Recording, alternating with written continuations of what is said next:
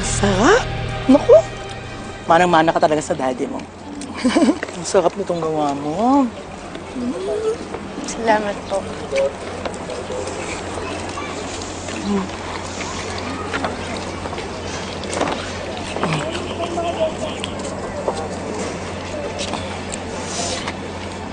Rina, bakit parang malungkot ka?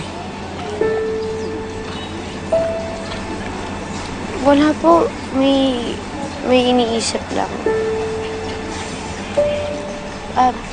Ano po pala yung pag-uusapan natin? Seryoso niyo po kasi kanina sa telepono eh. Gusto ko lang kasi talagang malaman kung masaya ka talaga kasama ang mami mo. Bakit niyo naman po natanong?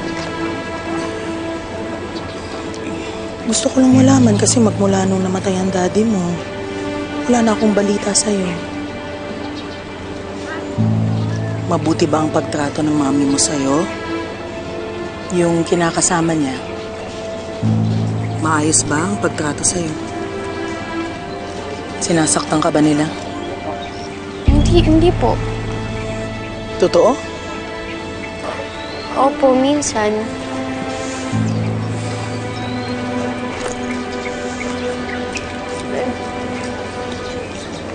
Paminsan po nagkakatampuhan po kami ni Mami. Pero normal naman po yun, di ba? Lahat naman po siguro ng anak na pagdadaanan yun sa mga magulang nila.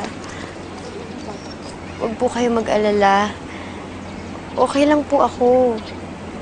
Wala man po si Daddy, pero si Mami binabantayan naman po niya ako. Paano kung may pagkakataon na magkaroon ka ng ibang nanay? Anong gagawin mo? Yung mas mabait kay Loretta. Yung sobrang pagmamahal ang kayang ibigay sa'yo. Yaya, ba't niyo po tinatanong sa akin yan? Hindi ko po ipagpapalit si Mami sa kahit na kanino. Mahal na mahal ko po siya.